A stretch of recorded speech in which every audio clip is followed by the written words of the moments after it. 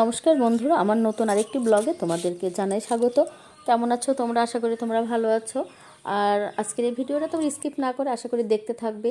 তো সকালবেলা কি করলাম সেটা তোমাদের সাথে শেয়ার করছি। সকালে দেখো কি রান্না করবো ভেবে পাচ্ছি না আজকে, তো তাড়াতাড়ি করে রান্নাটা তুলে দিয়েছি, ভাতটা নামিয়ে নিয়েছি। আর কালকের একটু তরকারি রয়েছে, ভাবছি আজকে তেমন বিশেষ কিছু করবো না।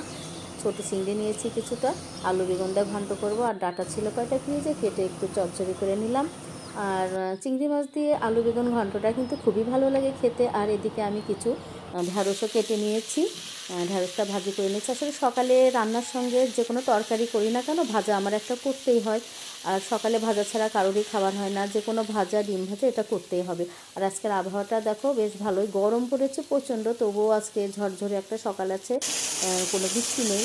আর আমি দুটো ডিম ভেজে নেবো, রান্নাটা আমার শেষ। যাচ্ছি একটু মার্কেটে, মেয়ের কিছু কাপড় চোপড় কিনবো। তো চলে এসেছি মার্কেটে, ঈদের বাজারে প্রচণ্ড ভিড়। তো তারপরে এলাম, একটু প্রয়োজন তাই কয়েকটা কিছু কেনাকাটা আছে।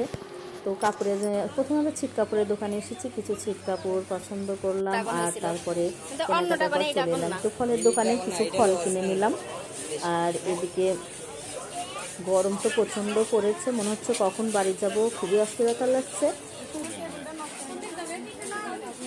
ছিট কাপড়ের দোকানে আমরা আর একটু কাপড় চোপড় কিনলাম।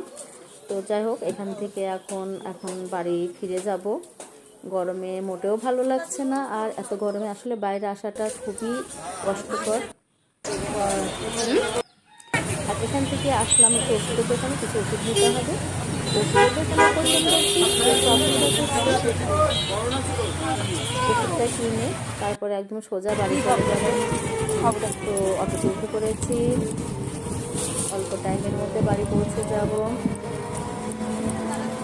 তো বন্ধুরা চলে এসেছি বাড়িতে, দুপুরে খাওয়া দাওয়াটা সেরে। তো গতকাল যে সরিষাগুলো আমি রোদে দিয়েছিলাম আজকে ভালোভাবে শুকিয়ে গিয়েছে, ধুয়ে দিয়েছিলাম সরিষাটা। রান্নার সময় আসলে সরিষা ধুয়ে রান্নাটা খুবই বিরক্তকর লাগে, একবারে ধুয়ে রাখলে রান্নার সময় খুবই উপকার হয়।